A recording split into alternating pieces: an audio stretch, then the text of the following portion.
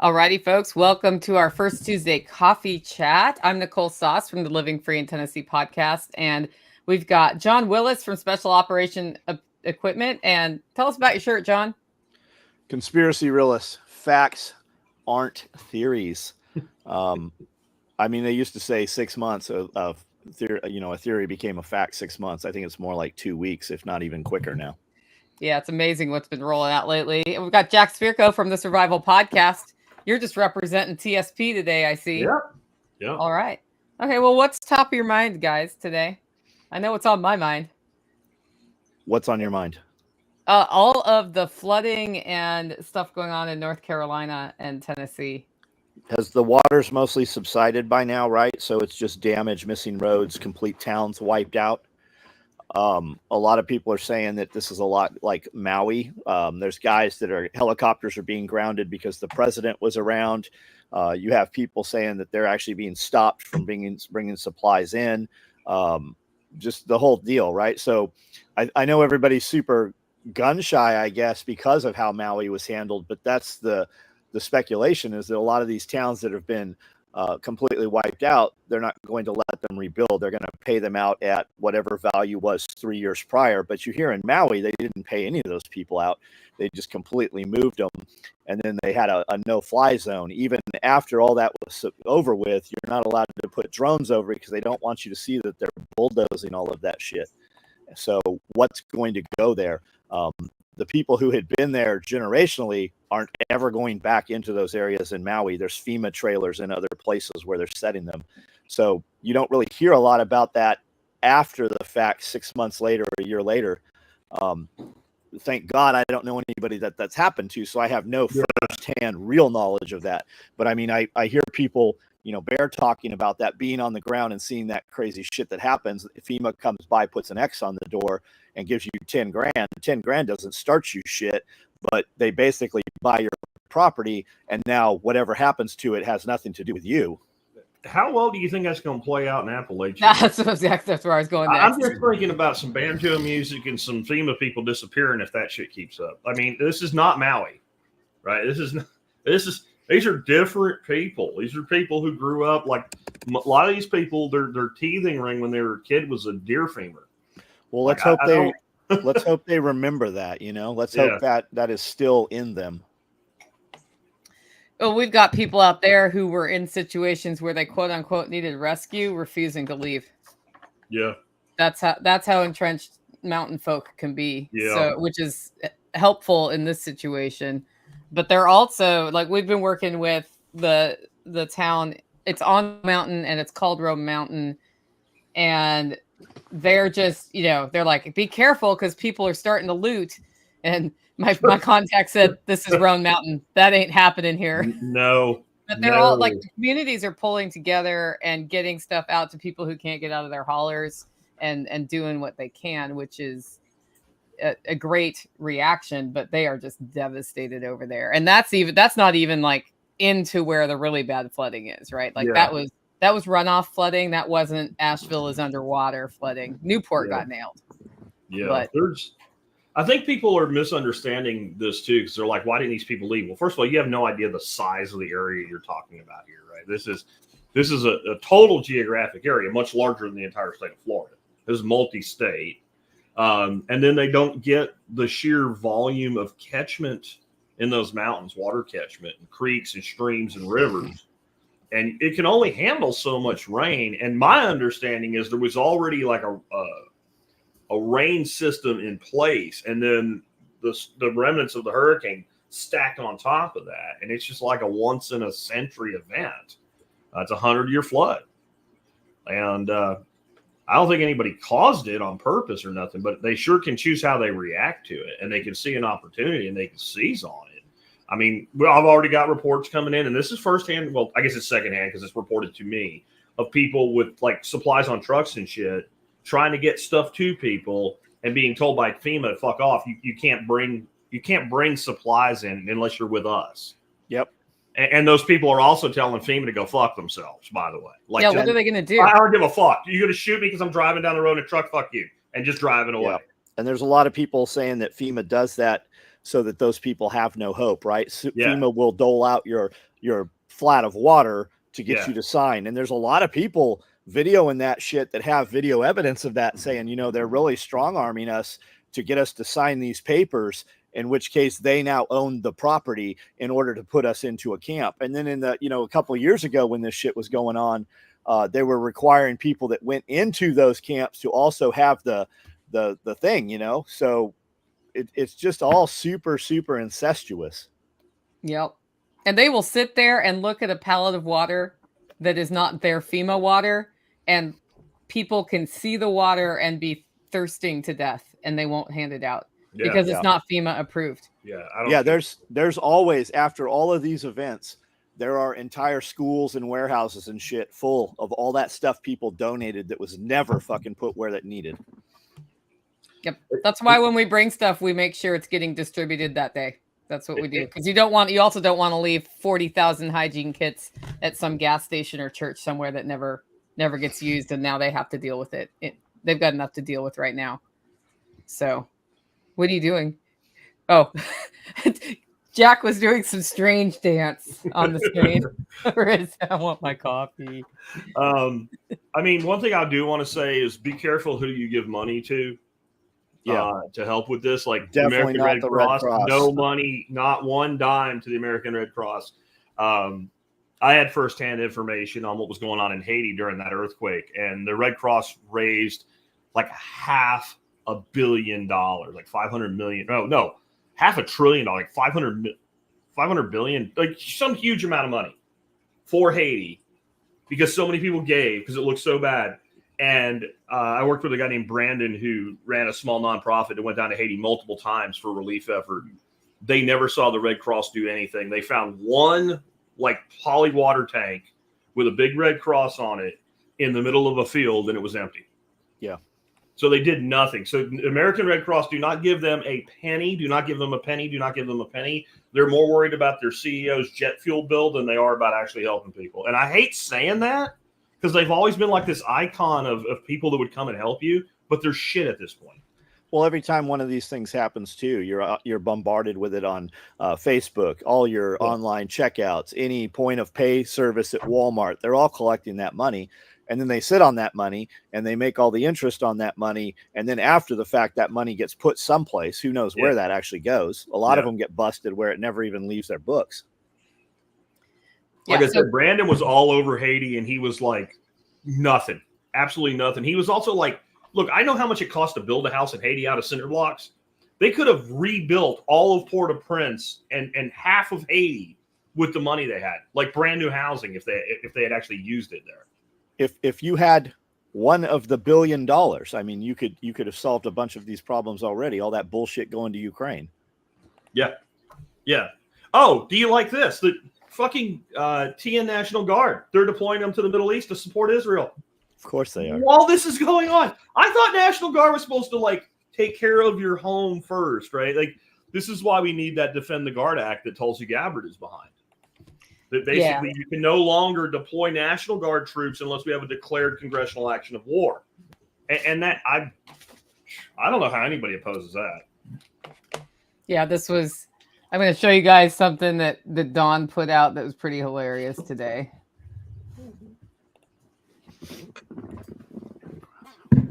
You see that? Oh, yeah. That's how we get it done. That's how we get it done. Just change the name and then change Tennessee to Israel. Yeah. Right? National becomes Jerusalem. We'll get all the money. Stop being anti-Zionist. $16 billion aid apiece, and then another $2 billion to Ukraine while this shit was happening. Yeah, stop being anti-Zionist. Come on. Yeah.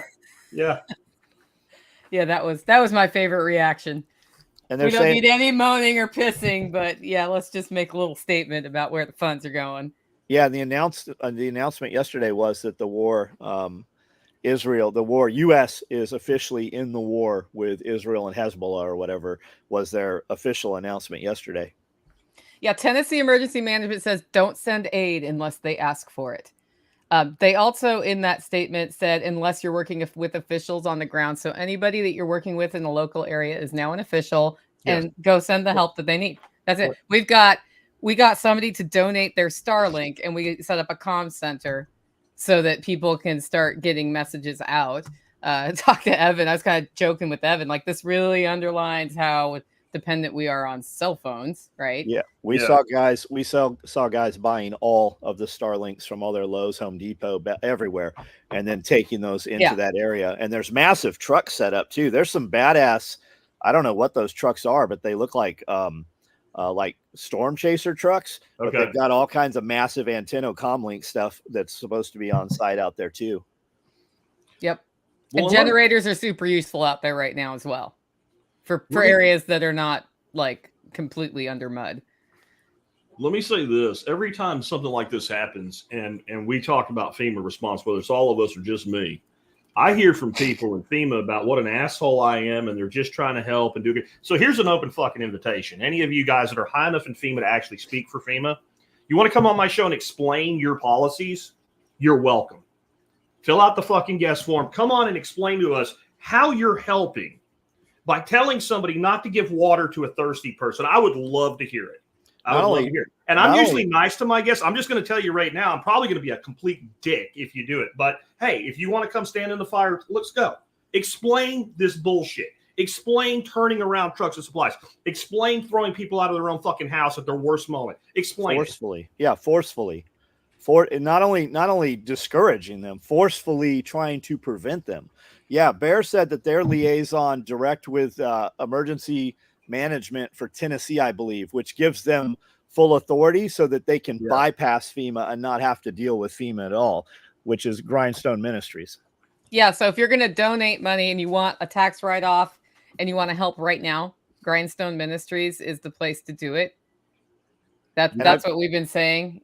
We've got a little side fund going in the sort of SRF LFTN community, but Bear's getting it out there, and they are flying stuff into people and getting it done, and it's useful stuff, and they don't mess around, those guys. And I've been there. Like I've been there in person. Amanda and I took a bunch of stuff up. Kentucky got hit, and we wanted to see that with my own eyes. And it's everything he says it is. Like, it's no bullshit. They're actually up there, and you can see that they're actually out there doing shit. And they go into areas like, you'll have all the news and shit in town square, and you'll have all the distribution hubs in town square. They go out and talk to people, and I don't know if we're supposed to put that out there, but what they really do is they deal with people that don't have insurance, single, especially people who have lost a spouse or lost their complete home and homestead, and they rebuild those people and make them as whole as they can. And they have the equipment and people to do it. So that's good. And the other thing is they did put a call out. If you're willing to be boots on the ground, reach out. Like, if you want to go there and do something, you can reach out, and they have a process you go through. But if like, they need hands, they need people running shovels and running stuff from one place to another. And now's a good time to get involved with that if you feel so called. So I'm also wondering, where's all the sheriffs in this? While this shit's going on, where's the Tennessee county sheriffs? Where's the North Carolina county sheriff saying, you know what, this is my fucking county. You're not going to tell people they can't help people in need. Why are the sheriffs not taking all these volunteers and effectively saying, you want officials? They're all officials because I've formed a posse, not for the purpose of apprehending somebody, for the purpose of aid. That's completely legal, and it would be fucking bulletproof if you men would stand up and do your damn jobs. The people of your county elected you to do shit exactly like this, exactly in a time like this. You had a sheriff in Florida that said, hey, no presentation of firearms, suspension of sales of firearms, suspension of ammunition, no visible firearms. And they were basically equating it to him suspending the Second Amendment. Yeah. Because it was a blanket. Man, he's getting hammered right now everywhere in media. Oh, the Tampers told him to get fucked. Did they? A little bit nicer than that, but basically, yeah, get fucked. Like, that's not how Florida works. And then local sheriffs, like, I'm sure they're gun shy of all these groups coming in. Like, if you don't know who some of these guys are, because there's going to be people that's, it's typically when the looting starts. So until they, get some kind of rapport with them, they kind of see it as probably getting their feet stepped on a little bit as well with like local, law enforcement. But once they see, hey, these guys are really doing some shit, those doors kind of open up. Yeah. And you could do it in a way that they get credit, right? Sure. The local sheriff has organized this free food giveaway. Who cares who gets credit? Just get the food to the people. Exactly. Here's one honest question. Why was it so bad for North Carolina and Tennessee? Was there already flooding? Never seen a Gulf-based storm damage states like that. Because you've never had a storm like that right here. Yeah, usually. Didn't this storm do some weird path just like the one a few years ago? Like it was remote controlled almost. Yeah, well, it circled around and it dropped. I think the last time I saw the estimate, it was 20 or 30 inches of rain, which is a lot of rain to drop in a 24 to 48 hour period. And that just like the part of the world where it hit is it has steep mountains and runoff, and you don't get a lot of this kind of scale of flooding because the water just can't stay there because of gravity. But when you have that much water fall at one time, then it's a problem. And then we had one dam breach, right? Mm-hmm. It was just one. And then we had other dams threaten to breach, which means they were not able to let enough water out that it wasn't going to start coming over the top, and then it wreaks havoc. So the dam system was not doing anything with that much. It was just so much water at one time. I mean, I was thinking about that here. Like if it had hit over John or if it hit over me at that volume of rain, like I'm pretty sure my house wouldn't flood, but I couldn't promise you that wouldn't happen. So to get an understand, like the area I have on the screen right now for those on the video is just south of Asheville, where some really bad flooding was. Just look at the amount of creeks on the map, right? And then understand there's 100 more of them that aren't big enough to be on the map. It is a massive watershed. It has a massive amount of catchment. And I don't know if you know this, Nicole, but water doesn't go in granite. It doesn't absorb granite. These are all giant freaking rock mountains, and you get this volume of rain. And I do think that they had already had some significant rainfall, maybe not enough to be a problem, but it doesn't surprise me at all that this occurred. It does seem like they did kind of do this meandering thing the way that, what was the one here? It was Harvey at Houston, where it just kind of stuck in place for a while and sat over there. And this happens. I mean, there was one in Jacksonville back 15 years ago. It wasn't even a hurricane. It was a tropical storm, and it put Jacksonville underwater because it kind of stalled out. It's just like, and Harvey was the one I'm like, I told people, get out of Houston. Get out. Don't even think about it. You could see the setup coming for that. It's a mess. But what's pissing me off is all these idiots online that are talking shit about these people who have lost everything and saying, they should have left. They have no idea what they're talking about. They're in their head. They're seeing this like your typical news thing where you have this giant hurricane coming and you live here on the coast and the ice coming right at you and you didn't leave. Well, okay, I understand saying that person should have left. Again, there was no way to really foresee this being this bad or knowing where it would impact. That's like people telling us, like, why don't you guys evacuate when there's a tornado in Texas? You leave from March until fucking August every year. You just don't know where it's going to hit. Yeah. Well, and it was supposed to be further west.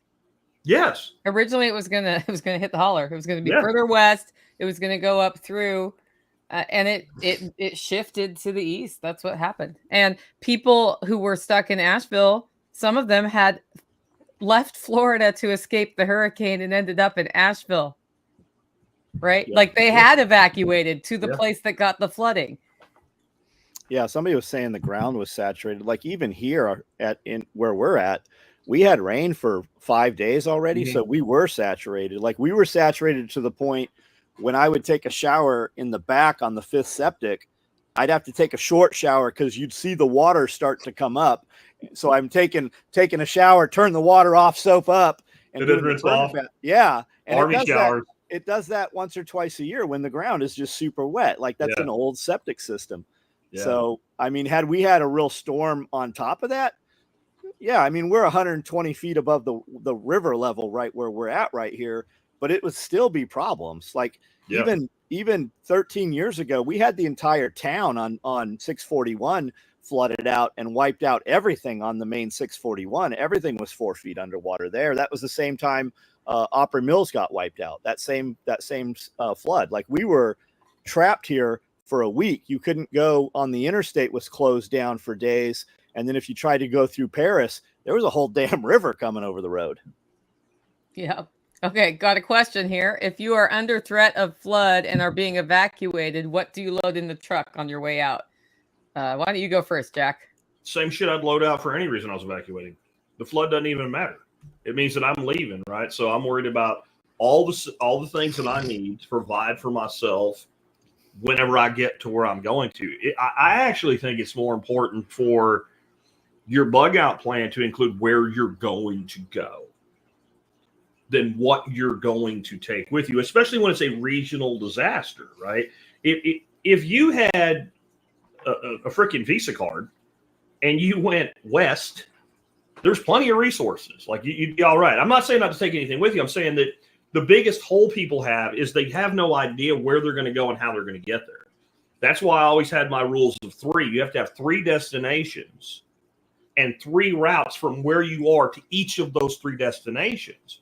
Because you would, like you said, you'd think if you were in Tampa and I hauled ass up to Asheville, I'd be in pretty good shape. Not a bad place to ride out, things. Asheville's a beautiful place. At least it was. But it didn't work out this time. So at some point, you've got to be half meteorologist and half navigator, and you have to be planning on where you're going to go and how you're going to get there. And I think that planning stage needs to be now, not while it's going on, because what happens is, and people throw peanuts from the peanut gallery at people all the time, like, well, you should have done this. You're not the one dealing with this shit, worried about your kids, worried about your animals. And if you're a homesteader, like, I'm taking my dogs and my cat with me, but I got all these other animals. I can't evacuate 50 ducks, right? So I've got to leave all this behind. And if I'm in a stressed state when that's going on, if I'm trying to get my generator started with a flashlight in my mouth, that's a big difference than doing it when I just want to run some power tools out the back fence where I don't have power, right? So you have to drill this stuff so that when it happens, you're ready to go. You already know what to do. People have this misunderstanding. I think that you will fall back to your highest level of training. You won't. You will fall back to your lowest level of training. I know you've shot at tactical response, Nicole, and they're going to teach that whatever your lowest level of proficiency is, that's what you fall back to. Yeah, I no longer have 4 fingers. It's more like this. Okay. You did a great show years ago talking about exactly this, Jack. You were talking about your binder and having everything laminated. Yeah. And it was, north, south, east, west, because we don't know which way the fire's coming from, or the storm, or God forbid, a fire and a storm, 2 incidents at one time.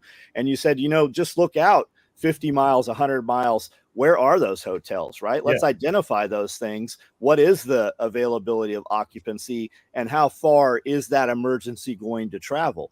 And you had all of that. You're like, just have that in the binder, and every member of the family has that binder. Yeah.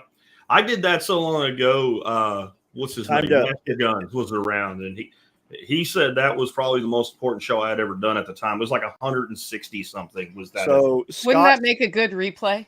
I'm pretty sure it's been replayed, but yeah. I mean, right now. Right now, yeah. I'll find it. Yeah, it's time to remake the show, though. You're probably right. But Scott's still around. Scott's got a young child now.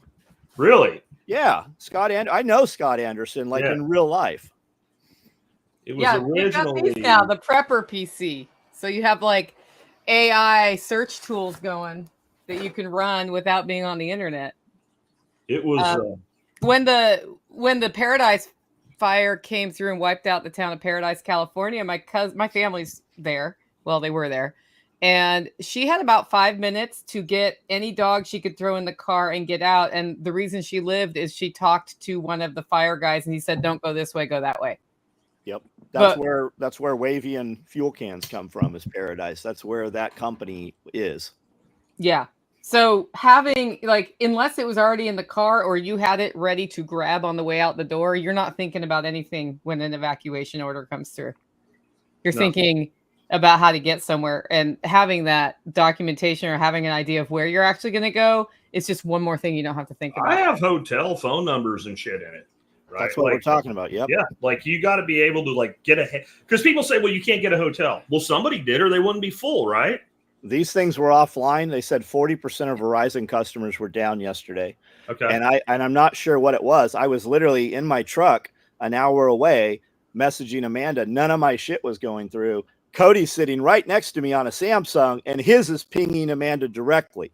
Amanda, 5 hours later, leaves the building, and her phone doesn't work. We were pulling into the building. All of the internet and Starlink was working, but none of the cellular service was working on. And coincidentally, maybe there's nothing to it, but it was Apple phones not working. Cody's Samsung worked just fine. So if you've got all that shit on your phone, I mean, there's still something to having, that binder and having that stuff with whatever items in that pellet, like that thing you got right there, Nicole, that needs to go into a Pelican case. Yep. It's in one. Yep.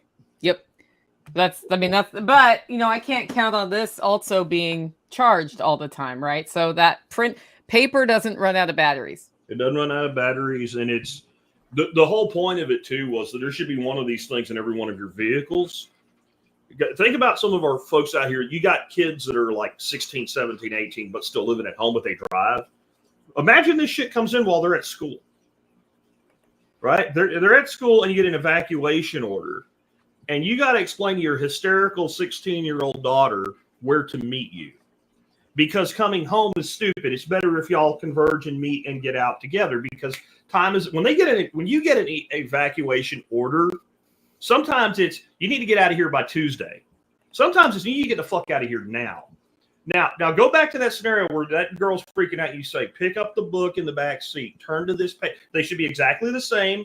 Numbered pages. Turn to page 13. See where you are? That's where you are. See where you're supposed to meet me? That's where you're supposed to meet me. Just go there.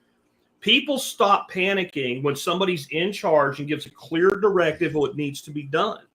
And that's the most important thing in that situation is to rein in the panic, because most of this stuff you can get through, but you can't get through it if you're being stupid. And you don't know who's going to react what way to what. Like I've seen people go that you thought would be just dead steady, go completely hysterical because they don't have a clear direction to follow. But as soon as you give it to them, it breaks that. If this, then that. Yeah. Yeah. It's just, in that book, it's literally like a choose your own adventure book. If this, go to page 2. Yep. Yeah. Oh, there's John showing his Gen X. Choose your own adventure. I love those. I think we should do that. Like the guys all walked in here to film the podcast a couple of weeks ago, and I go, okay, it's choose your own adventure day. Do we load up and drive up to Kentucky and pick up all this stuff, or do we do the podcast? And every one of them's like, oh, let's go to Kentucky. That's way more fun. Now those books, you used to get them like the Scholastic book fairs and shit. I used to try to kill my character as quick as possible. That was my goal. It's like you're in a race car in the desert. The car's super overheated. You're out of gas. You have a 5-gallon can. What do? Wait for the engine to cool down or dump the gas in. Dump the gas in. Dude blows up. Like that was all because otherwise you could just easily get through it. I wanted the dude dead. It was more fun that way. Speaking of which, Kurt, if you're listening to this, you have my road atlas, and I'll be at SRF this weekend. So if you could maybe bring that. I realized I handed somebody a map on their way out to East Tennessee. I'm like, I kind of want that back. And so when I go, you just got called out. Yeah. And like, speaking of maps, like be aware, maps aren't available like they used to be. You can kind of get some maps at some bigger truck stops, but order those. And when you order the National Geographic and the DeLorme, and there's one other main one, you get those big map books, and some of them are waterproof. They're on acetate paper. Mm-hmm. All 3 of them are different. Every one of them has something that the other 2 does not have on them. Like if you're looking for rail tracks, there's literally rail tracks that are not in the other one. And then unimproved roads also, if you're looking to go off-roading or just fire break roads and stuff, a lot of those aren't in some of those others. And then you can also on, I think it's usmaps.gov or something like that. You can order on acetate at different levels of topographical maps, and you can order them to your state, your town, or just your specific zip codes. Yep. It was Rand McNally that you couldn't think of. That's the other one. Yep. Everybody's screaming at their computers right now. Rand McNally. Yeah. And then unless they're young, then they've never heard of it. And everybody, like, especially when you get into prepping and you're learning about prepping, right? You start reading prepper fiction, and you're going to build out this trailer and have this thing sitting and ready to go. But when it comes time to go, most people don't have any of that shit ready to go. That bug out vehicle doesn't have fuel, or the tires flat. I'm guilty of tons of that shit. Yep. Although your 4Runner looks like it could go places. It can. Yeah. There's always at least 60 gallons of surplus fuel here. Like that's just something we don't go without. Like, correct. Yeah, we have. If a can is empty, it goes in the back of the truck, and the next time that truck goes out, it comes back full of fuel. Yep, pre-programmed radios ready to be life-saving. I watched Evan do a comm shot up into the guys up in the mountains in North Carolina yesterday. Yep. Pre-programmed radios, and you've practiced with it at least once. Even if you have, only there was a class you could take. Yeah. So at a time when people are going to be resource strained, how does the longshoremen from Texas to Maine going on strike impact this? No shit. And you have a perfect storm, right? Because everybody, the magic number right now is October 7th. October 7th being the anniversary of the hang gliders coming into Israel. And then you have a call for action, and you have all these sleeper cells in the United States. But if you pay attention right now, you have a lot of dudes that are very have huge YouTube channels that are not fearmonger guys. They're usually the guys that are like, hey, yes, be aware of it. Maybe don't be in a crowd. But you've got these dudes that usually don't say shit. They're usually like reining everybody back in. Hey, let's look at this logically. And they're going, hey, I would be careful of the 7th and 8th, Muhammad's birthday, and then the anniversary of that. So I think we need to look at this multiple ways. One is that type of possible threat, sleeper cells. But the other side of this is the impact of this is probably bigger than people think. Because what you think is, okay, we'll have a shortage of stuff. Okay, but you have all these people that live through this region, a lot of blue-collar people. What do a lot of them do? They drive trucks. So you lost your house, but you still have your shit together. At least you have a job, and you can get to work, and you get a flea bag motel or whatever to get by, or you stay with your brother-in-law. But at least you still have your job. Well, now we don't have any cargo for you to haul. Wait till the internet doesn't work. Right? Now we don't have any cargo for you to haul, because if you're not bringing it in and taking it out, what's the purpose of what is most of the shit that trucks move is moved either to or from ports. I mean, I would tell you that, and I know some people will hate me for saying this, but this would be a time for the federal government, if there wasn't a spineless dementia patient in the White House, to say, no, to go like 1980s Reagan. Remember when the aircraft, control people decided to go on strike, and Reagan's like, yeah, that's a national security issue. We can't have planes not able to fly. Bullshit, right? And like, you can collectively bargain your ass off, but we're not shutting down the skies. If I have to fire you, if I have to federalize it, if I have to bring people in, whatever, this is a national security issue. It's almost like the people in charge want there to be a problem. Yes. And they said, we are not going, you guys are going to have to work this out, is what he said. Yeah. Yeah. You guys just need to talk more. Yeah. He also thought that the airstrikes in Syria were the strike of the longshoremen. That was Biden. He was asked on the tarmac at the plane. Now, I will give, he's an old man and there's a plane running in the background. Maybe he only heard the word strike, but that's not what I'm looking for in a president. He just shouldn't answer questions on the tarmac for his public image. No. What's the drop dead date on the strike? Today. It started already. It started this morning. So it actually took place. It's not some bullshit like, we're going to shut down the government, but not the IRS. We'll still shoot your dog. You just can't use a toilet at the truck stops. You'll love this. The president of the union said, we're going to cripple you. We're going to stop it. We're going to get our money. Oh, but we're still going to unload the ships for the government property. Of course. Because they'll be paid. So the federal stuff is still going to be taken care of. The union bosses will be paid. Just hopefully you don't need any of that imported meat. Yeah. Which people don't realize how much of their meat is imported. You look across this country and all this beef that we grow, and you don't realize most of your beef is actually coming in from Brazil and Australia to the United States. And most of our beef is going to Europe because they pay a premium for our beef. It's a fine line. There's a fine line between turning it off and actually being able to turn it back on. However, maybe it's good that this shit's shut down for a week. Maybe it actually wakes people up. And then you seem to have a separate government. You got Trump having meetings with Zelensky going, hey, you're going to work this shit out. Like all these people come in to talk to the White House and end up meeting with Trump. And Kamala was at a Kamala. Yeah, absolutely. You're like, I'm negotiating with the current administration. but there's a real chance in a few months it will be this other person running things. I'd cover my fucking bases and meet with both of them too. And you have Kamala at a gala at a ball in Washington D.C. rather than, you know, touring or going to North Carolina or Florida or any of these other places. And then seemingly all of a sudden the FBI has decided to do their fucking job and arrest some of these criminals, almost like they're like, oh, maybe we better start ebbing this other way because we're going to be the ones on trial. Yeah. Yeah. It's amazing to me how much the deep state is shitting his pants right now. Like mortal enemies have coalesced together, right? Like the Cheneys and the Bushes have coalesced with the Obamas. Like that tells you they're shitting themselves, right? They brought Hillary back out to sell a new book and talk shit. Like, I have a math question. I have a math question. How is this race, if you're to believe the polls, as tight as it is, when at the same time you're being told record numbers of African Americans are going to vote for Trump, record numbers of Hispanics, like all these Democrat like strongholds that they've always had 80, 90% of the vote, you know, you're swinging 30, 40% in some cases of that vote. How does that, what makes up the difference? I mean, is it all suburban Karens?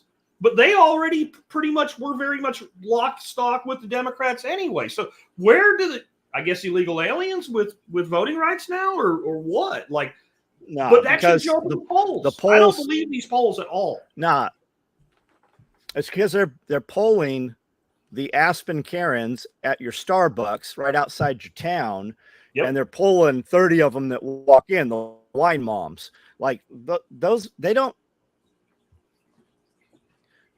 It's all bullshit. Nobody fucking believes that. I mean, you have members of the Democratic Party being caught on audio going, hey, I'm really concerned about this. We don't have the numbers. Kamala is completely crashed. Yeah. I mean, she can't have a coherent. She goes out on Oprah and is like, yeah, I'm shooting any criminal that comes into my house. Meanwhile, they're like, we got to take all your guns. That. Yeah. And then you got, who is it? John Kerry got caught or was just given a whole speech somewhere saying we need to basically suspend the First Amendment because it's really hard to govern when people can say what they want to say on social media. We need to be able to control that. That's the new thing. Like all of them are going after that now. Gates, Kerry, Clinton, right? They're all waging war on the fucking Bill of Rights and the Constitution. I've seen articles coming out left and right in the last couple of weeks about how the Constitution is a problem. It needs to be done away with. It needs to be torn apart. Like, and then, you know, when Kerry says something like, well, the First Amendment is a roadblock for us. Yes, ass fuck, it's supposed to be. That's the entire purpose of the Bill of Rights, is to be a roadblock for you people, not for us. Nicole's got her shit going, man. I'm gonna turn mine on and too. to be unburdened by what has been, whatever that is. If you look at where that came from, that's Marx. That's Marx wrote that shit, or somebody. It's in the Marxist book. Yeah. They're a desperate animal. Do you know why she's unburdened by what has been? Because the media makes sure that she's unburdened by what has been. They have not made her burdened by what has been as recently as yesterday. Like, never been I'm serious. Like, I would have that if I were her. I'd have that shit tattooed on my arm, unburdened by what probably has does. Like, zero accountability for anything she's ever said or done. The latest one I heard was some pundit saying we should not elect presidents for their policies because that's not really what's important. What's important is their character because you never know what's going to happen. Now, when I thought I heard the most retarded bullshit that I would ever hear, I was wrong. And I continue to be wrong about, okay, it doesn't get any dumber than this. And yes, it does. It absolutely does. Unburdened by what has been. I want to be unburdened by what has been. I want her ass and her dementia buddy out. Like that would be unburdened by. If I were Trump, I would turn that into my freaking campaign slogan. Unburdened by what has been. Like his people have done some good ones, but I mean, with all that, keep in mind, like this government is, like somebody said in here, they're a wounded animal backed into a corner right now. And they're dangerous.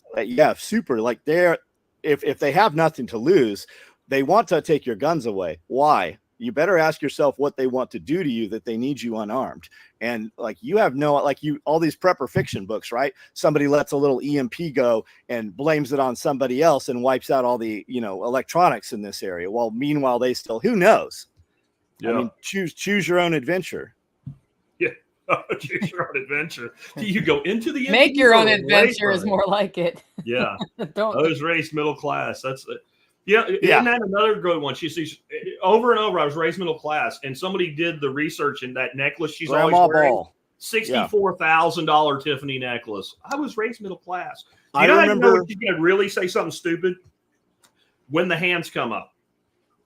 Go Always. watch anytime you see her talking. When the hands come up and the head starts bobbing, stupid is about. And I know what some people are going to say. Well, if she opens her mouth, I get it. I'm talking about degrees of stupid. When she's going to go like 33rd degree stupid, 33. That's what all. First, she'll be talking, and then she starts bobbing the head, and then the hands come up, and then the two go together. And when that happens, it's over. It is like, Grandma, you're like, what in the hell is this person saying? Yeah, Candace Owens said, my team did some deep dive research, and she wrote in her book about how she was canning in the bathtub with Grandma Bale or Grandma Ball. And then they come to find out Grandma died in 1960. Kamala Harris was born in 64. It was not all a single horseshit. authentic cell. Not one authentic cell in that woman's body. Well, here's what is authentic. She knew that she was supposed to let these dudes out of jail, but she kept them in jail through the fire season to use them on fire crews. She knew that DNA evidence said this man was fucking innocent, but she kept him on death row years later afterwards, knowing that he was not fucking guilty. That's as far as I got in her history before I even, not that I was going to vote for Kamala anyway, but I was like, that's all I need to know. Yeah, I'm done. And that didn't change. That's, so what there are things in the past where you values can grow. Nicole. Keeping slaves in prison when you know they're innocent does not mean you're going to stand up for anything that's right. I saw Candace Owens said, we researched this out to see which presidents were not slave owners, and out of all the presidents, the only president that was not a slave owner was Donald Trump. Even Kamala Harris's family tracked back was slave owners. Okay, you're saying the family. Okay, I got you. Yeah, family hit in the heritage, in the history. Ulysses Grant directly owned slaves. They were actually his wives. He had 2 slaves. The commanding general of the Union forces was a slave owner. Yeah, even if Trump wins, don't expect peace. I mean, did you see any peace? Where were the riots? When was the most riots? Who was president? Trump. They burnt the fucking church down across the street. Yep. I'm positive thing. If it's bad enough, Jack will vote. I'm not voting. Y'all can say whatever you want. You can have any fantasy you want. And there is no reason for me to vote. This is Texas. Your orange man will win Texas. My vote does not count and does not matter. And I don't want any of these people running things. But if you put a gun to my head and make me pick one, I'm all orange man. 100%. 100%. I'm more concerned about this election, assuming that we can trust the result at all. Because I know I can't trust it, but at all. If this country legitimately chooses this moron, I'm seriously looking at a Plan B passport, because I'm writing you guys off. I'm sorry, because the people that vote believe in voting. They believe that it matters. They believe that it works. And if you believe all that shit and you vote for someone who has the IQ of a freaking sea otter, I got nothing. I got nothing for you. Just expect Kamala Harris to get more votes than Obama. Which is impossible. Well, so was the last one. To be real. How many dead voters in Texas does it take for that state to go to Kamala? I don't know. We just purged 750,000. So did North Carolina. Purged massive numbers of dead, moved, double issues. North Carolina only has 10 million people. They purged 750,000 bad registers. I didn't say they had 10 million voters. They have 10 million people. That includes little babies. Almost 10% of the state was represented illegally on the voter roll. There's people at the DMV all over the United States saying they are registering when they are giving a driver's license to an illegal immigrant. They are registering to vote. They're calling the police and sheriff's departments on this. There's multiple of these videos out there of it. Yeah. Arizona just admitted they have 250,000 people administrative error, listing them as citizen voters who are not, but it's too late to do anything about it, so they get to stay on the rolls this election. Yeah. John's locked up again. They don't want him talking today, man. They got the black helicopter. I know he's been in and out a little bit. I'm on Starlink here, and I mean we're really clear, so Starlink should be working. We probably just need to reboot it. Yeah. Starlink has been great. We ordered the mobile version, and it literally shipped. Like we ordered it Sunday, it shipped Monday, and we had it Wednesday. And it works every time. My other internets, I have 2 other feeds coming in, cable lines, and they work great until they don't. And Starlink always works. The only glitch with Starlink is in a storm, and it still works, just not quickly. I've had storms where Starlink was the only thing working in the holler. For real, yeah. But it's actually nice to have all the neighbors so everybody can have their own internet, and we can fly from one to the other when stuff goes down. And they've got for the Starlink now. I mean, I just saw a thing. There's a bunch of dudes doing it for race trucks, and they take the whole package out and make it very compact and weatherized. But they got a plate right now you can buy that takes 2 DeWalt batteries or 2 Milwaukee batteries that'll run this sucker for 18 hours. That's badass. Yeah, portable. You need any feed. Yep. Is Starlink being overloaded with all the outages? Based on reports I've heard from folks who are using it in East Tennessee and North Carolina, it does slow down sometimes, but it's been the thing that's functional for the internet. So, it's kind of like when the cell networks are being used for internet. Yeah, you get some I have to wait a minute moments, but that's better than what we've ever had. In the end, there's always a finite size to any data pipe. It doesn't matter where you put it. It's still got a limit. You guys can still get with Evan right now, and he'll program your radios and send them right out to you at radiomadeeasy.com. Radiomadeeasy.com, right behind John on the yellow sign. It is said that all new phones have satellite phone capability. You can pay to have it turned on, but in an emergency, it's there, they say also. I don't know who they is, but I've seen it many times. You can also buy a satellite phone. There's probably 5 dozen different packages and phones you can get. You can use them just for text. They have like all kinds of stuff for that. That's not a bad prep if you live, especially in a place that's likely to be cut off. And here's how you know. If you live in a place where there's basically one way out, you're likely to be cut off. I don't care where it is. And even if we're not worried about EMP, most Faraday bags are roll top waterproof bags. Almost all of them are dry bags. Which is also helpful. And they float. Floating is good. Ask any person with boat. I bought every go on a floaty. They do not go on a key ring for your boat. I bought every Faraday bag they had on Amazon. And the nicest of them, the ones that I like the best, are the SLNT silent. I have no tie to them at all. But they have big ones that are like a big ass backpack, and you can put a ton of stuff and you roll that sucker up and it floats. You can push the air out or you can leave the air in. It rolls up like a dry bag, clips down, and has backpack straps. You can get any size. I can put all of my computers and all my stuff in that thing. Here's an interesting thing. Puerto Rico, supposedly no tax on selling Bitcoin there. I thought that's the currency. I thought they switched and that's their actual currency in Puerto Rico. Is it not? No, that's El Salvador, John. That's El Salvador. Yeah, I don't know. So Puerto Rico is a territory of the United States. So wouldn't you still be subject to the federal capital gains, right? Yeah, maybe they have no what we would call a state income tax on Bitcoin, but I don't know how you would get out of federal tax obligations living in a U.S. territory. That's one I'd want to talk to the CPA about for sure. Yeah, my accounting mind does not. If it's true, great. But I just, it's not the Bahamas, right? I mean, it's. But El Salvador is starting to look pretty good. I saw some videos of guys driving home. I think they were in like Philadelphia or somewhere, and he's like, "Here was my drive home 6 months ago," and it looks like a war zone, like lights are off and all kinds of shit.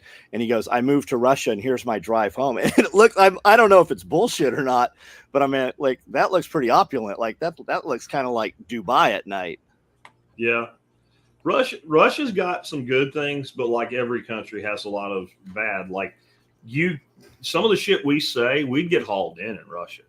We would. But from a day-to-day quality of life for the average person living in a town, their streets are clean. There's very little crime, because part of it is because the Russian police will not just arrest you, they will beat the living fuck out of you, right? Like, I don't know how Germany is now, but that's like all the guys I served with back in the 90s.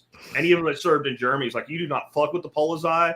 They just come up and just start beating the shit out. They'll worry about who's wrong and right after everybody's beaten to submission. They just beat everybody's ass.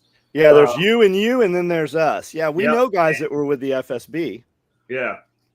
Yeah. Plus, you can move to Russia, but your kids are definitely going to war at some point. Yeah. Yeah. Like I said, El Salvador is looking pretty good. Like, you can spend 3 Bitcoin in El Salvador and you get immediate national status.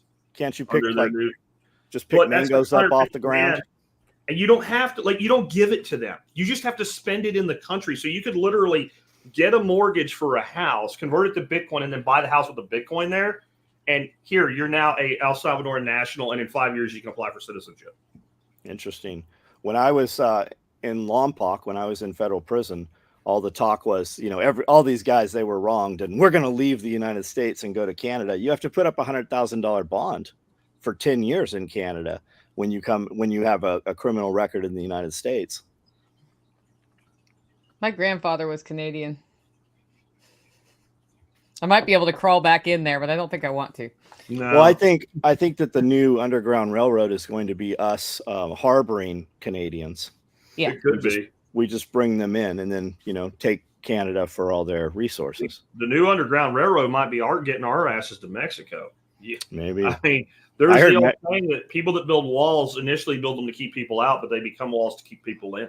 Derek Bros is actually running an underground network to get people into Mexico. They do come in legally, but he helps them with that because he's bilingual and has the connections. And they've been doing that for a while. It's like, if you want to go with us, come with us. We'll get you over the border. Man, Mexico seems great until it's not. I mean, you have that whole Mormon family down there that was gunned down, like the cartel stuff, man. Yeah. Yep. Yeah. If I had to pick a place in the Americas other than the United States, the nation I would pick would probably be Costa Rica. I spent a lot of time there in the 90s, and there's not a lot of the drug shit. The downside for an American is you will never be able to do anything with your land. Like, the way it is the way it will have to stay. You can buy a place, you can have it, but you can't change shit. Like, it's just almost impossible. I don't know if you know Kelly Beware, Nicole. No. Pretty big in the permaculture space. Her and her family, they left Montana and went to Costa Rica. They were there like a year and said fuck it and came back because they couldn't do anything. We have friends who ran a farm here called Windy Acres Farm. They had just started running it for a couple of years after the original owners died, and they were one of the best organic, grown in Tennessee feed sources. They ended up relocating to Costa Rica. They bought a big place, went down there, and they're basically rebuilding what they were doing here down there because I think because of our regulatory environment and some other things. Yeah. And that's what you have to do. You have to buy a place that's already the way you kind of want it. The other way would be to install a Costa Rican owner who you work under, except you're actually the one with all the money. So that they're the ones making the changes, because what Kelly told me is she said you can't do anything. Like, you can't put a swale in, right? Mm-hmm. But if a Costa Rican was like putting a coffee plantation in, they wanted to put in a swale, no problem. But you're an American, you don't get to change things. Well, you got to marry a Costa Rican. Yeah, that's how Rosarito and what's past Rosarito. Anyways, Ensenada. You, as an American, you could go down there and buy one of these condos, right on the beach. But it was just it was a 75-year lease. You didn't actually own that thing. There's a lot of places like that. Yeah. My understanding in Costa Rica, you can own property. You just can't change it. It's weird. Okay. JD Drass says Puerto Rico has a high territorial tax, but no federal income tax. You still pay Social Security and Medicare, and no capital gains either. Yeah, because we're going to get that Social Security. Okay. So if you go live in Costa Rica for a couple years and change Bitcoin into other currency and then come back into the United States, are you going to get nailed with it then? Is the question. Yes. Unless you obtain citizenship in your host country and denounce your American citizenship, especially capital gains, there is a certain amount of income you can earn that you don't pay any tax on. But capital gains is handled differently. But aren't Puerto Ricans U.S. citizens? Yeah, yes. Do they have a second citizenship? I don't know how that works. Yeah, but they fall that in Dominican Republic. They both fall under Berry compliancy. So if I'm doing military contract, I can offshore. I can go there, and the pay rate and the pay scale and the work ethic is very, very different than running factory here, and they get away with it that way. What happened to try to repatriate the money, right? Right. That's where they get you when you try to bring the money back in. But with Bitcoin, did I bring it back in? Unless I'm spending it, where is the geographic location of my Bitcoin? Right. It's not a bank account, right? So like if Apple wants to repatriate their money from China, they're going to take this huge hit. That's one of Trump's things he wants to do, is make that basically, if you bring your money back, you just keep it because it's better to have the money here than in China. But they have a bank account. I just have a digital ledger. I don't. But their point was you could sell Bitcoin without paying the capital gains there. Yeah. Well, then presumably you've sold it for some other currency. Correct. But if you try to bring that money back to the United States, but if you sold it and spent it, and then bought Bitcoin back on your way out and brought the Bitcoin in, and repatriated any money. I don't even care. Like, let's say I go down to Costa Rica and I start trading Bitcoin, and my value of my Bitcoin goes way, way up. I'm just trading in and out, right? I'm going to dollar, tether and back, and I make a bunch of money. Now I come back to the United States. Have I repatriated the money? If I moved it into a bank account in the United States, I would have repatriated it. If I'm holding it on an exchange that does business in the United States, I've repatriated it. Well, as soon as Jack, I just have the access information. I haven't repatriated it. It would be when I converted it or spent it and created a taxable event in the United States. But as soon as Jack takes over Alex Jones's show, now that that's shut down, they will go through all Jack's shit, and they'll be right there to take all Jack's shit. What happened to California saying that even though you move out of California, you have to pay California income tax 8 years retroactive, even though you're no longer a resident of the state? Have they ever enforced any of that shit? They can't. Well, that's what I thought. I had some child support stuff with California. Like California says I still owe all this money. My money goes for child support to state of Tennessee, from Tennessee to California. Yeah. My child is 23 years old. You should. California says I still owe all this money.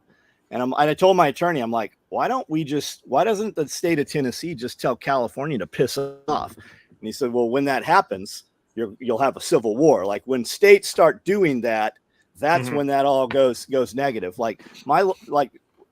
They still send me a bill. I just don't pay it. They still send me this bill saying I owe all of this money every month. And every now and then a deputy walks in here, serves me, and I got to go to court. And the judge goes, isn't this kid 22? Like the judge knows me.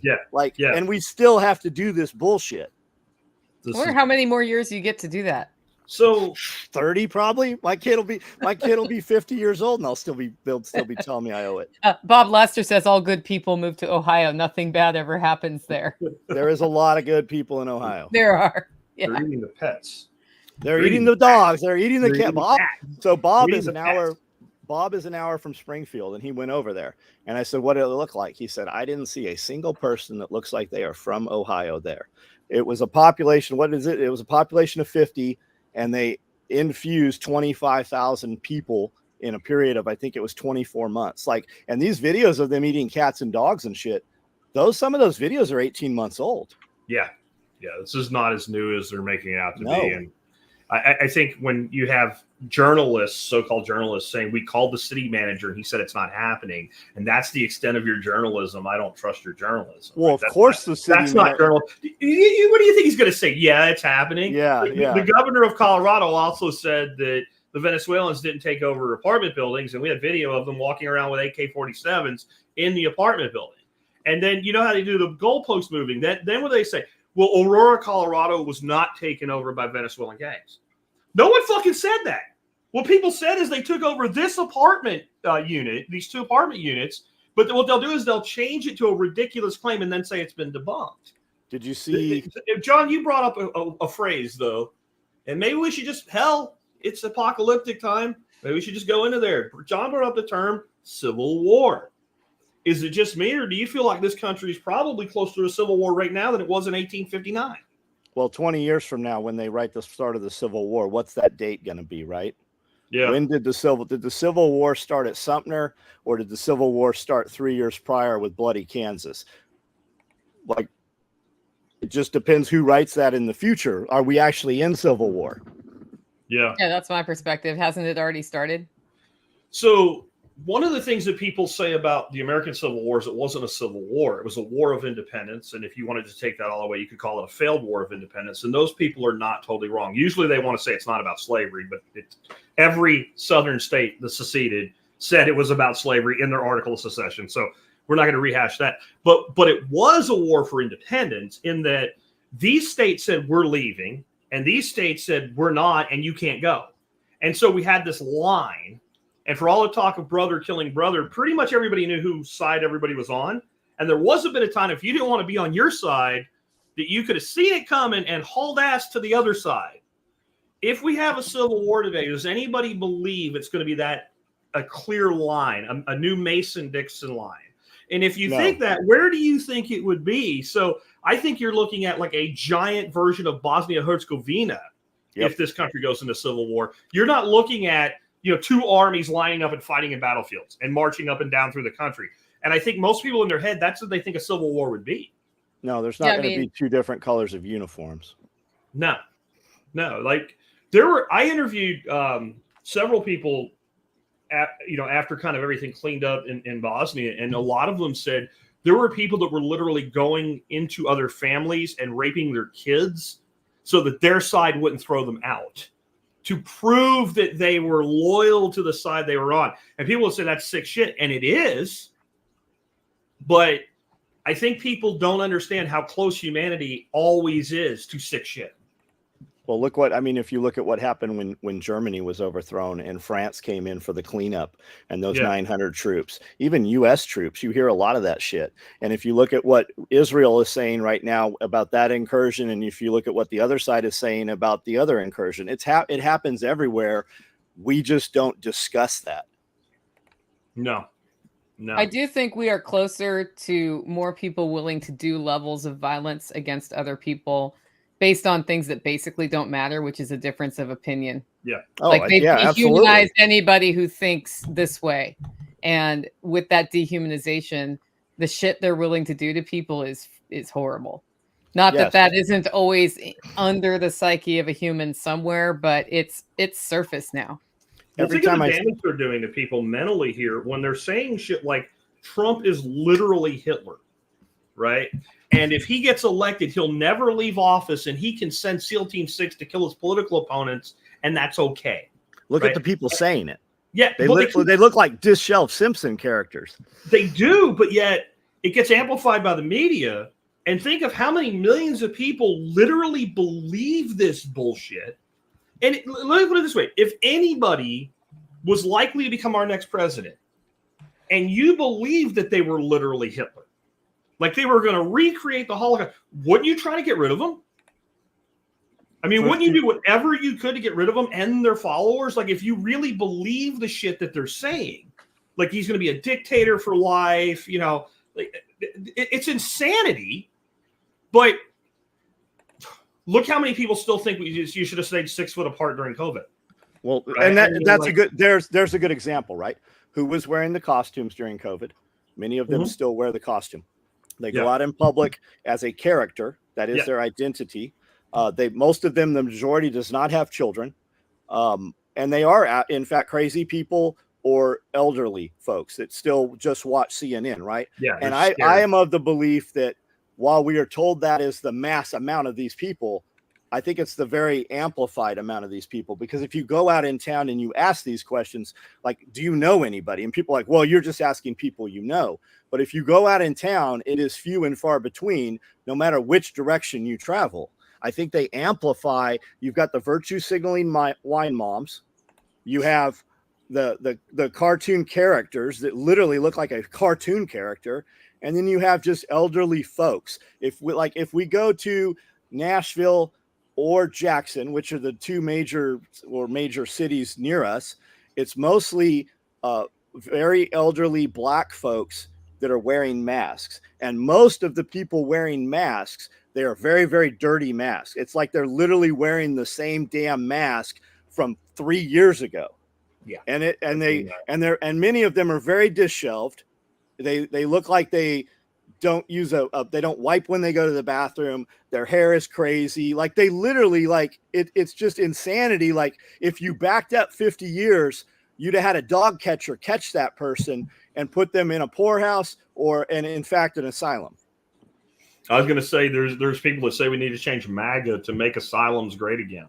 Yes. Right. I mean, if you look at the crime rate from when they shut down asylums, and I'm not saying that system was all in good. I'm just saying that like there are certain people that like, okay, you are a danger to yourself and others. And since you haven't actually done something that involves you going to prison, we need to take you somewhere and figure out if we can fix your head.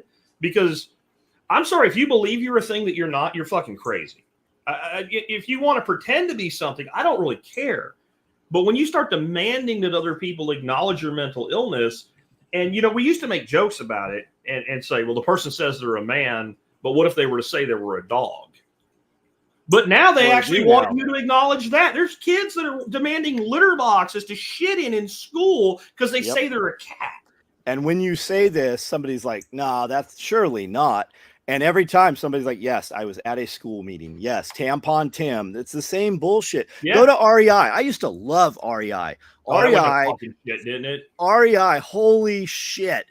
Tranny guys are their main promotion. There is tampons in the men's bathroom. It is absolutely insane. You walk in there and you're like, what a clown show. Like, this is where the circus has gone.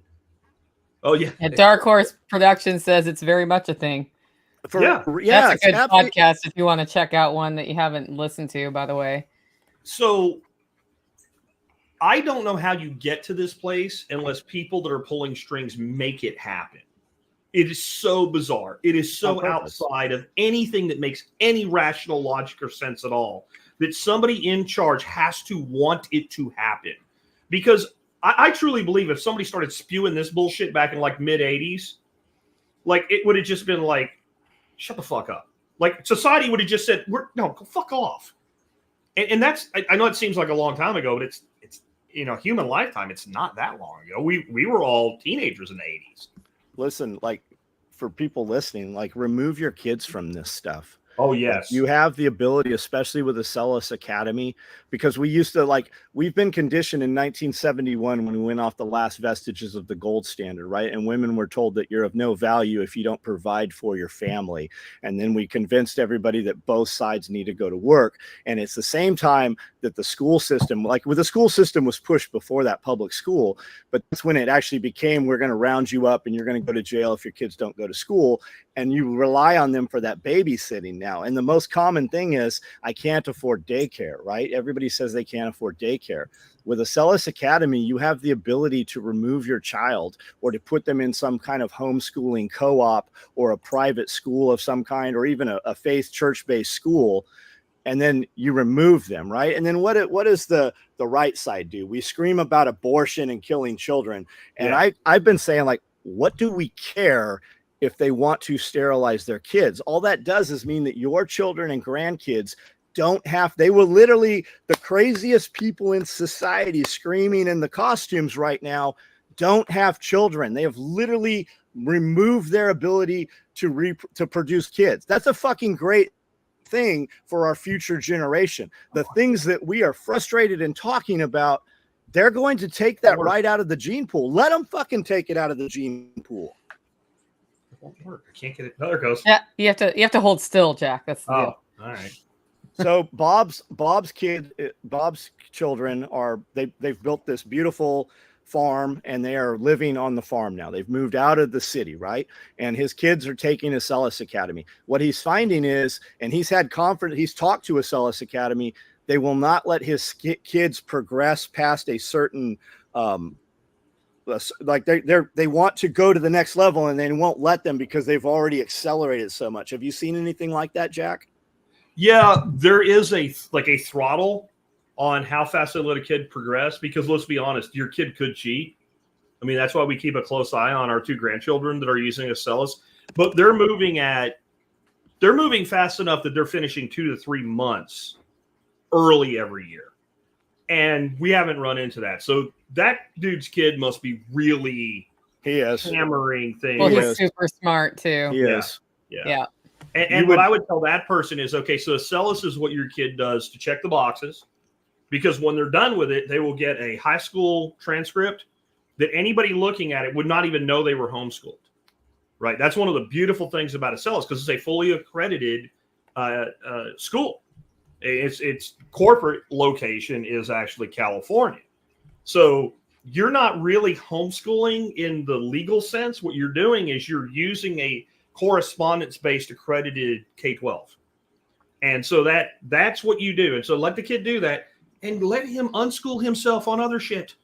Oh, right? Don't worry about when he will boxes any faster. Yeah. Go out and learn. Like, tell him, pick something to learn about. Because you're really only doing like 4 core courses there. I wouldn't worry about it. And it is the best program for the most people that we have found. Like, I'm not saying it's right for everybody, but it's an easy button, and the support is there too. If you have something they can't understand, and I would tell people, like, one of the other things that's been really valuable to us is OutSchool. Like, sometimes it's just for entertainment and learning something new, and sometimes it's like, when Braylon had some issues with math, we got him basically an OutSchool tutor for like 3 sessions, and it put him right back on track. And if your kid is accelerating in one or another topic in particular, and they're getting throttled at Acellus, for example, math, you can go to Khan Academy and go as fast as you want. And you will find something like that for just about any topic they're interested in. When they're driving what they're interested in, they will learn super fast. Yeah. Ferguson taught himself to read in 2 weeks. You know that, right? Yeah. No. Yeah. He was like 11 years old and still couldn't read. And he asked his mom about something about plants. And she said, well, if you knew how to read, it's in that book right there. And he learned how to read in 2 weeks. Yep. He just needed the right motivation. And she never worried about him not being able to read, even though technically you're supposed to be able to start reading when you're 6 or whatever the rule is. It's Humans learn what we need to learn when we need to learn it. Or when we want to learn it. Yep. And when we need to learn it too. Like, there's nothing that makes you want something more than when you know you need it, right? Not when somebody else says you need it. But I covered this like probably 12, 14 years ago. There was this experiment they did in India. They went to like a rural village and they set up a bank of computers. All these kids speak Hindi. All the computers are in American only, no instruction manuals, no nothing. They just set up the computers and walked away. And they came back in 6 months, and the fucking kids were doing everything with the computers. They were using the internet. They were writing code. They were speaking English, right? They were learning other languages, and they had to use the machine as it was dropped and figure it out. And so I think we've gotten into this weird place that we believe that somebody needs to have a master's degree to teach 4th fucking grade. And I think it's the dumbest thing that I've ever heard in my life. I always put it this way, except for like the emotional maturity level. In theory, a 5th grader with straight A's should be able to teach 4th grade. And if they can't, what the fuck are we doing? What is the value of your 4th grade graduation if a 5th grader with straight A's can't teach 4th grade level material? I just saw a short of this, looked like a girl, saying, I talk to my students and sexuality and blah, blah, blah, and it's not appropriate to talk about my relationship in class. So I tell them that we have to talk about it at lunch or out of school. What in the fuck are you doing talking to kids out of school or even at lunch about your sex behavior like that? And you go, well, sure, that's not real, right? That's not real. No, it's real. But then you go and you actually go and ask kids. They don't approach strangers' kids, but ask people who children just at the grocery store and ask them, hey, do you have litter boxes? Have you ever seen a litter box? And every one of them is going to be like, yeah, we have a litter box and there's 2 cats in class. Like, it's real shit. As fucking absolutely insane as this sounds. And somebody said, hell no to REI. Like, if you're here at SRF this weekend, ask Amanda what I think about REI. Like every now and then I'm like, let's go to REI and just see how crazy it is. And I walk out of there like physically angry. We used to go to REI every weekend, like as a destination. We had real friends that worked at REI, and it is so absolutely just bizarre now. Dorothy just told me, and I haven't verified this to be true, but Target had the whole thing with the tuckums for kids. Yep. What she told me, she read somewhere that they now at Target have baby clothes with tuckums so that you can wait till the child decides what they are. Now, I don't know if that's true or not, but if it is, like that should be the last straw for anybody with any decency to ever give the people that run Target a penny of your money ever again. So like as big as that Target shit blew up on them, you guys should all follow Robbie Starbuck on Instagram. Okay. He's the one that outed the Harley Davidson stuff.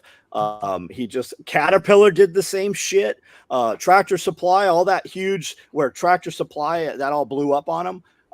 That CEO was going to all the cross-dressing, the what do they call the guys that dress as women?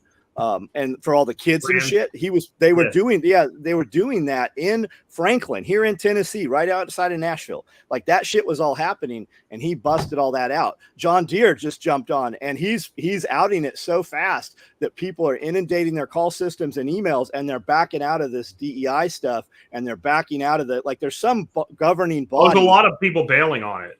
Yeah, there's these governing bodies, and you have to meet these 10 points to be rated in their rankings, and they're all jumping ship. Like he is unthreading this so quickly. Yeah, there's a lot of people that are like, this isn't working. Like everything they do, they ruin. They ruin Star Wars, right? Think about it. Disney did this thing. I don't remember what it's called, the Accolade, right? And they made the Star Wars series about lesbian space witches. Yes. And your primary demographic is like 15 to 40-year-old men. And you made them not interested in a show about lesbian space witches. How bad did you? That sounds like a porno. Well, how's Disney stock young doing? guys should be all like lesbian space. And as soon as they go, that's not what I expected. And they're out. Like you ruined one of the most successful movie franchises in the history of the world with your shit, but we're just going to double down and do it again. So I don't think Disney's learned. George Lucas even blasted him on it. I mean, how's Disney stock doing right now? Oh, how's the attendance at Disneyland? Like, if you look and see how much it costs to go to Disneyland for the weekend now. I have no idea because I don't care. Correct, but I see people. Yeah. I wonder how much they are, though. Now I'm interested. Yeah, now we got to Google that. Now I got to Google it. I should know because I haven't been to Disneyland since I was 3 or 4. I keep wanting to go back when I'm there, but I'm like, but it's a long drive. Man, Disneyland used to really be something. It was something special as a kid.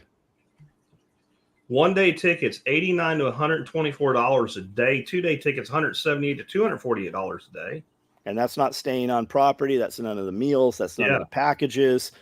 Gate prices, minimum $110 to get in the door. Yeah, that's not, you don't get shit for that. No. No. No. And I remember Disney being cool as shit, right? I remember being a kid, 70s, early 80s. What did you watch every Sunday evening, right? Yep. Disney. Wonderful World of Disney. Wonderful World of Disney. And Mutual Omaha. Thing.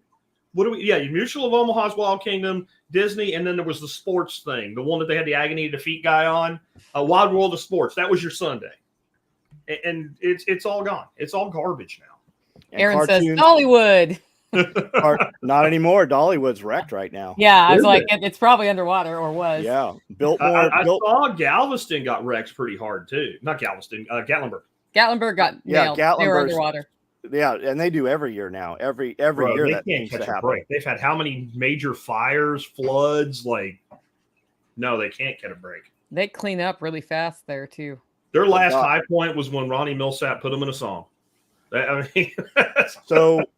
And I love the place. Don't get me wrong. I love going there, but shit. What happened with the 24-inch gas main break? There was a natural gas fire shooting hundreds of feet up in the air. I believe it was in Houston. And the last I saw was that it was sabotaged, and then you didn't see shit about it. But there was helicopters up, and they're like, we're at 400 feet right now, and that fire is right here. It was huge, dude. It was insane. Yeah, they had evacuated all of the town around there. And then what happened in Ohio with the train? There was another train derailment in Ohio, and then you have the chemical plant. They say it's a biological facility, but there is a chemical fire just outside of Atlanta. And they were evacuating all of those towns. And then I just saw someplace that said there's a evacuation due to chlorine gas in the air. Also, I saw that yesterday. Yeah, the chlorine one is like this giant cloud. I saw that. I wasn't aware of the thing in Houston with the natural gas. You can actually opt out of the RFID bracelets at Disney right now, but they're saying it's a testing ground for technocratic control. They do. They have facial recognition and all of that set up. John Bush was there, I think, this year. And he's like, I had to go to like this special little room to get through the whole opt-out process. And that's all that technology is being put into all of your new roadways and all of your interstates. And like Jack talked about a couple of years ago, Congress actually passed it in 2025. This past years ago, in 2025, every new vehicle produced has to have that kill switch. That all integrates with all of that tracking on all of those. If you think about it, disable your car for the last 20 years. You guys know who Larry Ellison is? He's like the third richest person on the planet. Oracle. He was founder of Oracle. There's video of him out right now saying that they're building the AI-driven surveillance system to make sure everybody behaves. In China, if you look at people, there's U.S. citizens visiting relatives in China, and their relatives go to the grocery store and are not able to buy certain things because of the social credit score. And when they go into their community, there is a gate and something that looks like an iPad, and they put their face in front of it, and that's what allows them in and out. And sometimes, depending on what's been said, they're not able to commute. They're not able to move into certain areas. Those videos have been up on YouTube for over 5 years now. Yeah, and people don't believe that could happen here. Well, it is happening here. That's right. I mean, if you look at Agenda 21, it's become Agenda 30, and now we're calling them smart cities. And it's not agenda; it's called America 2050. Look up America 2050. Yeah. They're building 3 of those cities right now. They want to convert over here in Tennessee. Good news. I heard they named 7 states that are much overpriced, and they said that the availability of housing is not matching the sales. They expect the cost of housing and property in Tennessee to come down 30% in the next 12 months. They named 6 other states, but they didn't affect me, so I don't have them in my head. Right. That's that 15-minute city thing. Mm-hmm. Yeah. That they're talking about, where you can walk everywhere. I'm like, they've been trying to do that my whole life. And it never works because people go where the jobs are. And if you lose your job that's 15 minutes from your house and have to go 45, you're going to go 45. Yeah, well, 2 hours or 4 hours if you're in California. And that's part of the plan with the electric vehicles. That's the whole electric vehicle thing. Yeah. Question from Aaron. Can states do anything to push back on this? And or will. Those are different words. So I would say Tennessee banned chemtrails and weather modification, right? And you'd be like, well, they're going to do whatever they want to do. Yeah. They don't claim the airspace. But I will say, like, you can call me crazy and conspiracy theorist, whatever. We have actual clouds up in the sky. We have for the last 6 months. There's real clouds. You see way less chemtrails, contrails, call them whatever you want, but there's way less of that shit. And we have actual clouds now. Whereas if you look back the last 24 months, we very rarely had any clouds. It was just haze everywhere. And then you also had state of Tennessee talk about they wanted to require disclose the vaccinations in produce and the dosages, because if a 6-year-old child eats this lettuce versus a 200-pound man, and what that did was under oath, they actually disclosed that, yes, this technology is available and on the shelf in the grocery store currently. The other thing is, every time your locality starts pushing for land use planning and zoning, that's how they get it done. And a lot of people who are on the more freedom side will get all upset and in their local communities push for zoning because they're trying to save farmland, or they don't want the rock quarry coming in, or pig farms, or whatever it is. That's the control they need to enact things like Agenda 2030 or whatever it is for 2050 now. It's the same rolling policy. They give it different names because as they're pushing it, it loses popularity, because what it does is force people into high density situations and impoverish them. And then people realize what's going on and they're like, yeah, I don't want that Agenda 2021 anymore. So then they have to change it to 2030. Yeah. Yeah. We have a huge part of our real estate problem right now is directly related to local governance with square footage. Yep. So we were looking at buying a piece of land west of here, about 15 miles, very, very rural area. We're just kicking the tires on it. It seemed like a good deal. And we thought, well, we could build a house on it. And it turned out, well, is there any restrictions? Well, only one. Okay, I like that. What is the restriction? Minimum square footage, 2,500. Yep. What? Now, honestly, if I would have bought and built a house, I probably would have built a 2,500 foot square house anyway. But then you're wondering, well, why can't people that are 25, 35 years old trying to get their first house buy that little 1,300 square foot, 3-bedroom, 2-bath? Because it doesn't exist anymore. When my father-in-law passed away, we sold his house. It sold in like a day because he had one of the like older, small, like it was like 1,100 square foot. And it sold for cash. We had like 6 offers on it. And this is going back like 6 years. Like it instantly had 6 cash offers on it because they don't exist. You can't get one. And so I've heard all this bullshit about, well, it's the builders that want to build smaller houses. Builder will build whatever fuck sells. They don't give a shit. They will build whatever sells. They can't do it. And that's Johnson County, Texas. There ain't even a big city in Johnson County. Go look it up. I mean, in Tarrant, we got Fort Worth and some other pretty good sized towns. Johnson ain't got shit. Like Weatherford is the biggest city, and it's about the size of like that town near you, Nicole. Center, whatever the hell it is. I don't know. Centerville? Yeah. Chattanooga? Maybe. No, that's between John and Nashville. Whatever the town is kind of up north of you off the highway.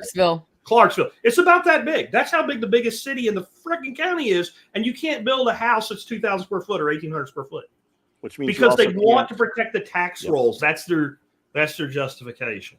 That means you can't have your kids build a house on your property with you. They have to have another one. You can't build a grandma and mother-in-law flat that's detached. It has to be attached to your building. We can do that. Okay. We can do that. If you're unincorporated, which that place was, your primary residence has to meet the square footage requirements. If you build additional property and you don't subdivide it, you can put anything you want to on it. So we have no codes, no zoning, but the city is chomping at the bit to try to incorporate us. And now they're putting a 4-lane road in, which gives them, well, we've got all this traffic. It's going to bring these people in. They've hired this code enforcement guy seemingly out of the nowhere from Chicago. And he is just chomping at the bit. He's like, sooner or later, I'm going to have we're going to be able to, get these people. It's just absolutely insane. They want to regulate and control everything. I've been to your place, like that road. When you're doing an event, there's probably more people in Camden than there is any other time. Yeah. And there's no traffic problem on that road. There's no need to expand that road. Dude, check this out. 4-lane road with a median, and they're putting sidewalks. There's nobody out here that walks to need a sidewalk. So not only sidewalks with handicap divots, right? Nobody rides a cart around here. There's nobody around here that walks anywhere. Yeah, only that's in front of SOE. Only crackheads. Only crackheads. Well, if it's any consolation, John, they did that to us out here, and then they ran out of money, and it ended up not being that. They just tore out all the houses that were in their way. I believe that's what it's about, right? Federal grant money every year. You have to pass this other bullshit, or we're not going to give you any more. And they come through and they tear the roof off the building, so they collapse. And then a couple of years later, they move the water line. Then a couple of years later, they move the gas line. Like, dude, they did this one county up. 6 years later, they're still not done with this shit. You could literally land aircraft on this road. It's so big now. If Benton County has initiative and referendum, where the citizens can say, we want to pass this, and they have to collect signatures, and then you get it on the ballot, and then you can vote on it. You could actually probably, with the energy that's in that county, completely tie that code enforcer's hand by doing some sort of a referendum that prohibits the establishments of codes. Well, he self-titled him the chicken police, like he named himself, right? So they've got Dawn Gorham awake, and she's like, hey, if anybody has any fines or penalties, bring them to my husband's law firm, and we will assist with this. There's a bunch of stuff going on. Like, we have a county mayor and a city mayor, and they have just voted to buy this building on a corner for the county mayor in case he ever has a meeting with government officials, which apparently has never happened. There's a lot of, like, I'm not very involved with it. You hear them saying it's a lot of corruption. If you guys want to, anybody, you want to see some crazy shit, join Hip Camden, Tennessee on Facebook. You will see some look at my job postings when I'm hiring. You will see 300 people. Like, I would never, like, they're not employed. It's just absolutely insane. But if you want a few minutes of entertainment, like, we are in the most impoverished county of all of Tennessee. You can see some Jerry Springer shit. Yeah, he'll be like, I have jobs. This is what you have to do the job. Question 1, what do I have to do to get the job? How much does the job pay? What are the hours for the job? Where is people are like, here's the deal. You just have to go there and they'll try you. I would never work for free to see if I can actually do the thing I'm being hired to do. It's the my husband Bobby, he's holding out for a management position. You're like, oh, cool. Where has he worked? Like, what's his resume look like? Well, he's waiting for a management position. Right. But like, what qualifies him to be a manager? Well, he's never had a job because they won't give him a management position. He knows his worth. That was in Christmas Vacation. Got it. Yeah. Cousin Eddie. He said holding out for a management position, right? Yeah. It's Cousin Eddie. That there's an RV. Yeah. We do this. I do this every 6 months. Hey, we're hiring. We're taking auditions is what I say for hiring. And we get about 20 that show up, and 10 of them never sit on a sewing machine. They come in and they're like, I'm here for an application. I'm like, well, your application is that sewing machine. Sit down and let's see if you want to do the job and if we want you to do the job.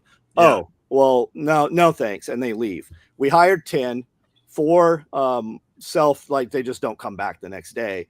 And we're at 6. 2 have weeded themselves out, and we have 4, good people that will probably stick. Yeah. And then still 3 weeks later, well, what's the address? I intentionally don't put the address. Like, if you can't figure out how to get here, you're definitely not going to last breathing the same air I'm breathing in the building. Yeah. That's and they take real issue with it. They take real issue with, like, how come he won't tell us where it's at? Because if you drive and notice the sign where you drive once in a while, you don't really, I mean, if you're from Camden, you would think you would figure out where it is anyway. Because if you can't find it, you're not qualified to work here. That's the answer. I made a post. All you have to do is click my name. It will show you, it's all there. Yeah. You don't want to hire someone that you have to stand over top of. You want somebody that can get things done. Yeah. And if you can't figure out an address, then you can't get things done. I'm sorry. I cannot put you in a position. And I like John's approach. When somebody says they want to raise, he's like, well, you can work more hours. You have all the money you want. Just keep working. We do give raises. We never have given a raise to somebody that asked for it. Because if I felt you would do a raise, we don't even tell people. We don't even tell people when I give them a raise. I'm just like, hey, put it on their check. And some of them never even notice it. Like, they just don't know. Yeah. It's one way to do it. We have a girl working here, and I said, hey, you're late every day. I need you to maintain. I go, you're good at what you do when you can do it. I said, I'm going to give you a $2 an hour raise, and the $2 an hour raise is contingent that you maintain 40 hours a week. And I looked it out, and I'm like, okay, this is $5,000 more a year if you just are here 40 hours a week. We gave her that raise months ago. We've never paid her the $2 an hour raise. Not once has she ever gotten it. She's like under 30 hours every week. Yeah. Here's your path. You don't want to walk it. You don't get what's at the end of it. That's more than $5,000 then, because the 10 hours she didn't work. Yeah, you're right. But just over the 40. I don't remember what it was. It's like $5,000 or something. Yeah. That's crazy. It never occurred to me I was allowed to be late for work.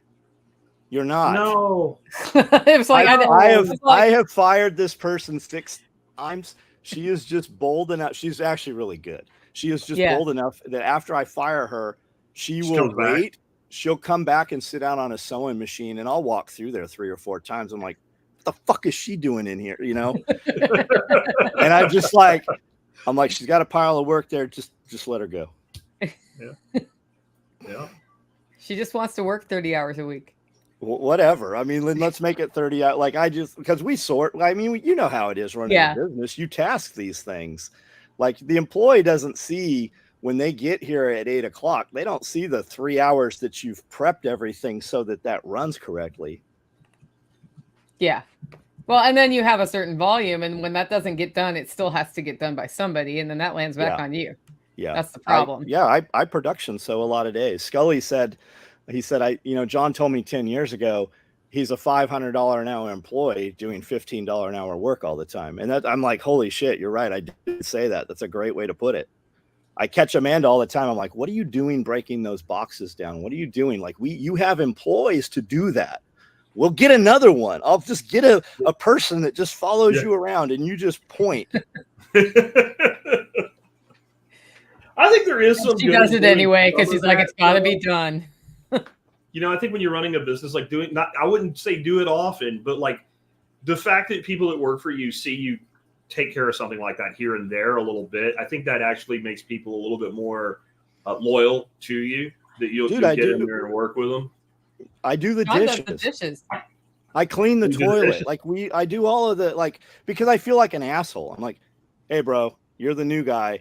You got to clean the toilet. Like I do all of that shit. Plus if you task somebody to do something they don't want to do, you're paying them an hour to do it when I can do it in 2 minutes. Yeah. I get that. That's because they spend so much time worrying about doing it rather than doing it. Yeah, asking I do a lot questions about how to do the thing. Yeah, I mean, we have a whole. What's that thing called when you do the video on the screen? What's that? The video on the screen. Yeah, the like presentation. A presentation. PowerPoint. Yeah. PowerPoint. We have a whole PowerPoint on how to clean the bathroom. We have a whole PowerPoint on how to use the toilet. And those are the things people don't realize happen when you own a business. You're like, well, it's because what are you, 6? young people they've not been in the Boy Scouts. They've not necessarily been to jail. They've definitely not been in the military, right? So you don't have the self-governance or the, hey, this is how you do these things. They just don't know. We just assume that people grow up in the manner we grow up. But when you step just a couple houses next door, things are totally different inside that house than they are in your house, because things are like we don't know the name of our neighbors anymore. You don't get together. You don't go to the same church. You see people at school, but you have no idea what the household is inside. Jack's saying, I saw an actual Air Force training PowerPoint on the danger of geese on the base. That's real, though. Yeah, they were showing like how to like. And God forbid. By a goose, please. And God forbid you touch one of those geese. Meanwhile, the immigrants are eating the geese, Canada geese, that we can't even run off of our property. Yeah. And then you have one that shot a bald eagle, and they put him in custody and released him the next day. Like literally, could you imagine if you had a bald eagle feather? Yes, you would. I was in federal prison with an Indian that had some bald eagle shit. Yeah. They would have put me in federal prison for the rest of my life over shooting an eagle. Yes. Yep. Craziness. All right. Well, we're coming up on 2 hours, guys. You want to go once around the horn? Sure. I got to get my butt to Camden today. Jack, you start. All right. I am Jack Spirko, host of The Survival Podcast, located at thesurvivalpodcast.com. If you want to email me, and my name's Jack and what my website is, in John's words, you should be able to figure out how that works if you want to get in touch with me. But if you want to check out my podcast because you're new and you're from Nicole or John's tribe and you haven't ever heard me before, just go over there and check it out. We've done 3,560-something episodes at this point. Been doing it for 16 years. We cover everything that we're talking about today and tons of other stuff as well. And I will see all y'all in Camden. I'll be there Friday afternoon sometime. Awesome. John, you go. Special Operations Equipment. That's the name of my social media on all platforms. Make sure you follow me on Instagram. Content's a little different. I do a live video every night at 9 o'clock. We've got over 5,000 videos on YouTube. And SOE Tactical Gear is the name of the website if you want to see what we build. We do a different shirt every week, stuff like this, current events, like politics, and we release a different shirt every week. We do 120 pieces, and we never rerun the same design.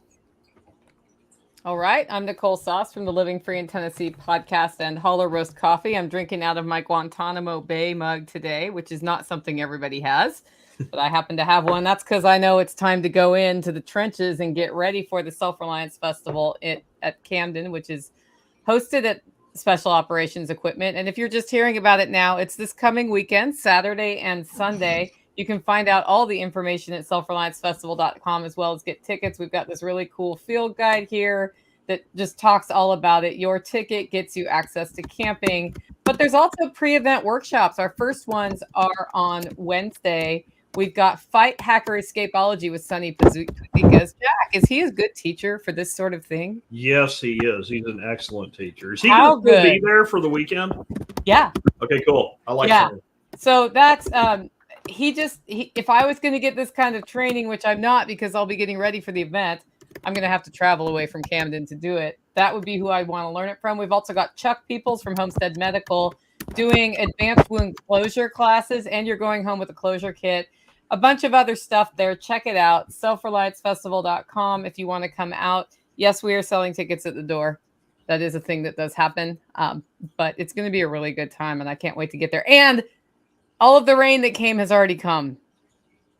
Yes. So it's not worried. It's nice here. Yeah, it's super nice there. So it's the perfect weather for it. It's going to be low 80s during the day, 50s at night. So you can sleep in your tent. And that's going to be great. See you guys there. See ya. Bye.